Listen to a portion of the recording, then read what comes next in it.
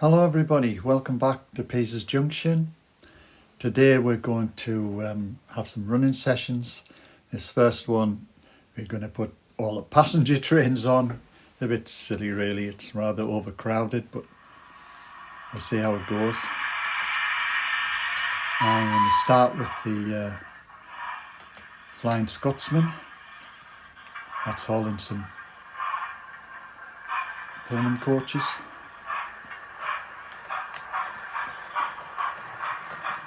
And we're going to use the Mallard, and that's hauling some intercity coaches, which is really for diesel engines, not steam trains, but they're blue and they match, so we're just going to use those.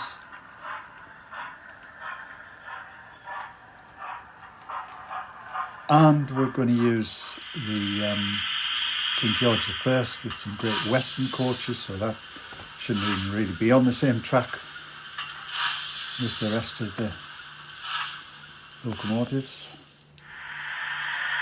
And there's a D11 Lady of the Lake with some very early clerestory coaches. And finally there's a Robinson J11 with some pre-grouping 4-wheel and 6-wheel coaches. And this is the mess you get if you try to run all of that together.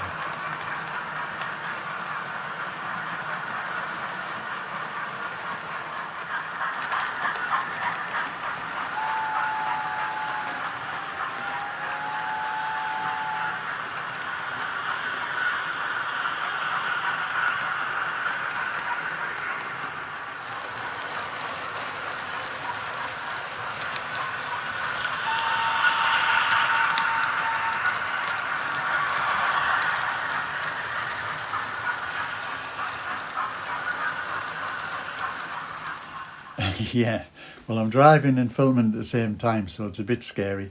But anyway, we're going to go to the opposite extreme now, and we're going to have all the goods engines on.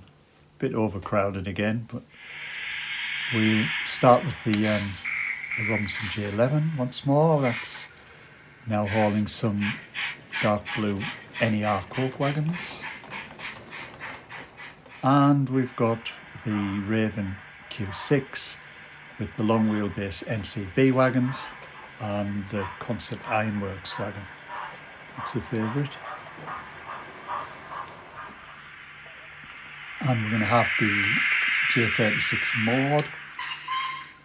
That's hauling some Bannockburn coke wagons. And we've got the J15 with some light grey NER coke wagons and the Peter's Junction wagon. And finally we've got the L and the NER J27. This has got a rake of Arthur Stabler of Darlington coke wagons, but you can see the rake's not complete, so we're going to get it out of the siding, take it round to the other side of the track and reverse it into the siding that Maud came out of, but there's a branch goes off that where it can pick up another wagon and the guards van.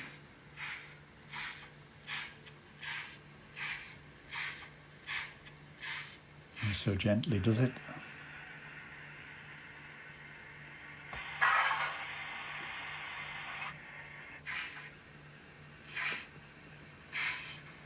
And we're off.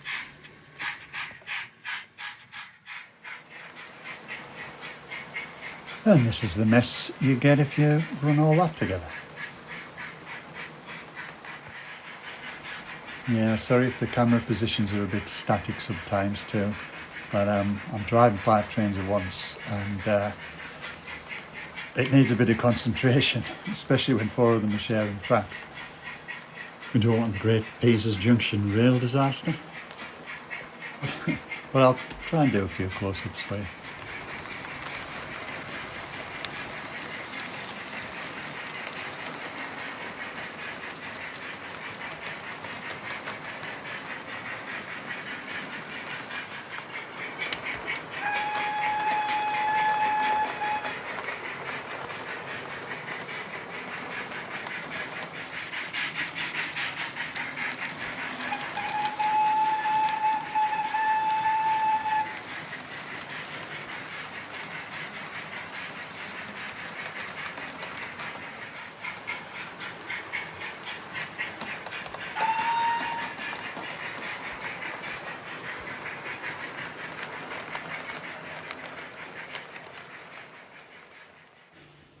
Phew. Well, I need a long lie down in the dark room after that. But no rest for the wicked. Let's try another running session with a more sensible mix of passengers and freight. This time we're going to start with the Q6, the NCB wagons, and the D11 Lady of the Lake with the clerestory coaches on the outside track where the station is. Makes sense. Passenger train.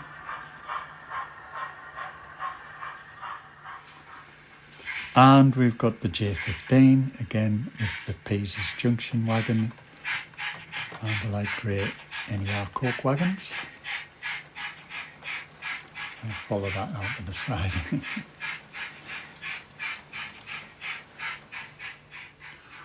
And we've got the J27 LNNER, this time with the dark blue Coke wagons.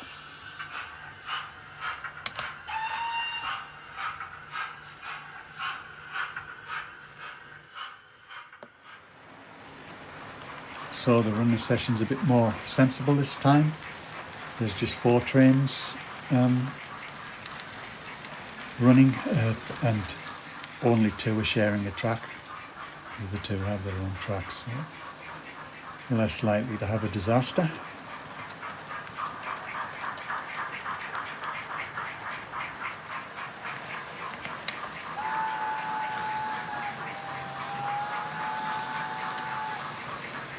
So you might notice the Flying Scotsman there in one of the sidings. I think we'll get that one out next and have some express action on the outside track.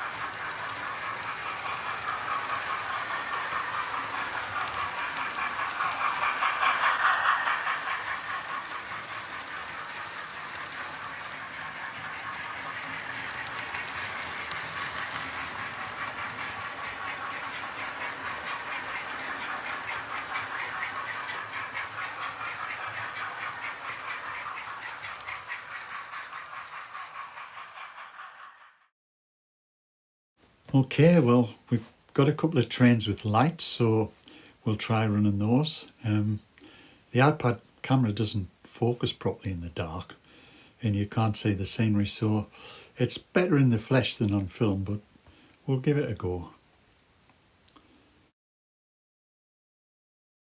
So these are the pre-grouping coaches. This is the guards van and first class coach with the blue seats, and you've got the third class coach, the red seats.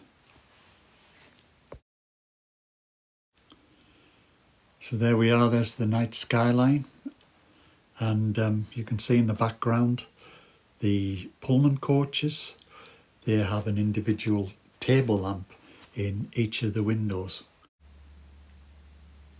Some nice light spill onto the track there. The Pullman lights are just on all the time while the track's live. Can't switch them on and off. We'll have a close look at the individual lamps down both sides of the train. But the 4 and 6 wheel coaches have a magnetic light switch. Look at that, you just switch them on and off with a magnet. And the LED lights, and they're run by a watch battery. So let's get them running.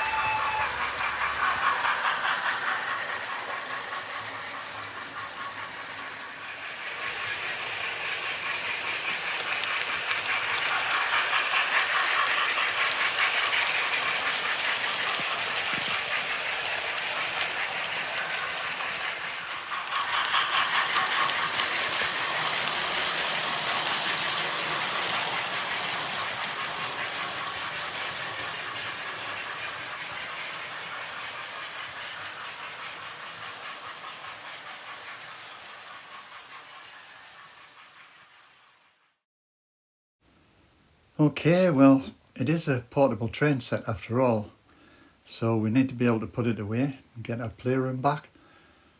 And the first thing to do is to do a bit of maintenance on all the engines. You need to take them to bits and all the bearings, clean the wheels, clean the pickups. You need tools. And the engines are packed away in their boxes. There's 2 layers of plastic and 2 layers of cardboard, and then they all go back in their drawer. And the carriages go back in their drawer, and the rest of the rolling stock, the wagons, all go back on the shelf. And here we have the trees and the big chunks of scenery packed away in their cardboard box. And the rest of the accessories just go in this third and final drawer. So now we need to clean the track. This inox lubricant and isopropyl alcohol, lots of cotton buds. There's an awful lot of track to clean, and it does get really dirty. And then the whole track bed just stands in the corner. It's just a sheet of polystyrene insulation board once more. And now Paisley's Junction has become some storage space for various toys and games, with nothing to show that it was ever there. Just part of a backdrop, a station sign, and a shelf full of wagons. But Paisley's Junction will live again another day. And if you want to see in detail how we built it all, set it up, then follow the link on the screen and check out the first video in the series. In fact, why not watch all 12 of them? Okay, well, that's it from us.